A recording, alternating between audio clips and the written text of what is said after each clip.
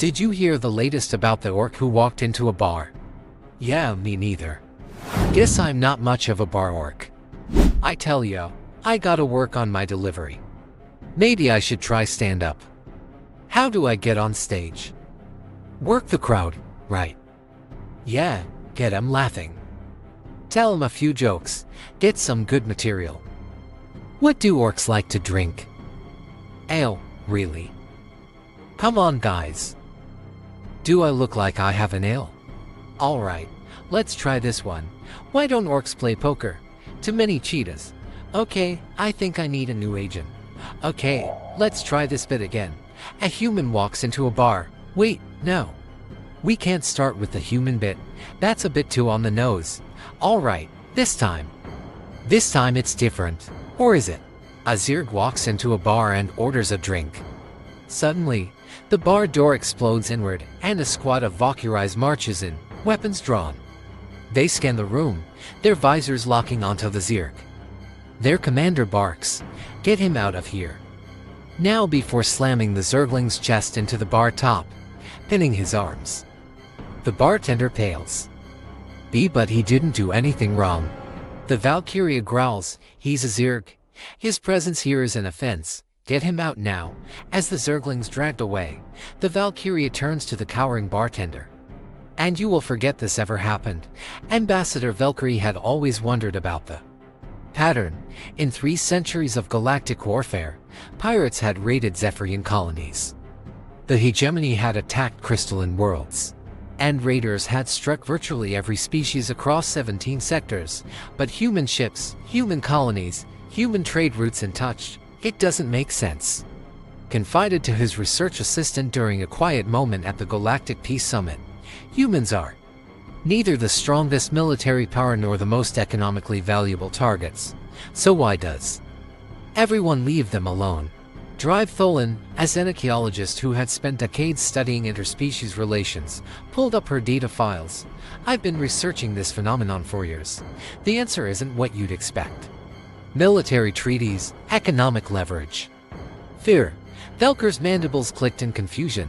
Fear of humans. They're barely a century into interstellar travel. Their military is competent, but not exceptional. Their economy is modest compared to the core worlds. The fear isn't of what humans are, Tholan explained, her crystalline form refracting the meeting hall's light. It's of what they do. She activated a holographic display showing incident reports from across the galaxy. "Look at the pattern. Every species that has ever attacked human civilians, not military targets, civilians, has suffered consequences far beyond any reasonable response." The first case study appeared, the Raider Coalition's attack on New Geneva Colony 17 years ago. Pirates hit a human agricultural world, killed 300 farmers, mostly families. Standard raid. They wanted the grain shipments. Then's voice carried a weight of grim fascination.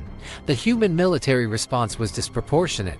The display showed tactical analyses, fleet movements, intelligence reports.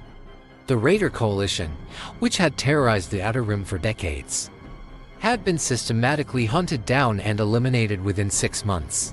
Not defeated, eliminated. Every base, every ship, every member. They didn't just stop the raids, observed. They ended the entire organization, and they did it quietly. No grand declarations. No demands for surrender. They simply erased them, then brought up more cases. The Void Hunters, who attacked the civilian transport Hope's Journey.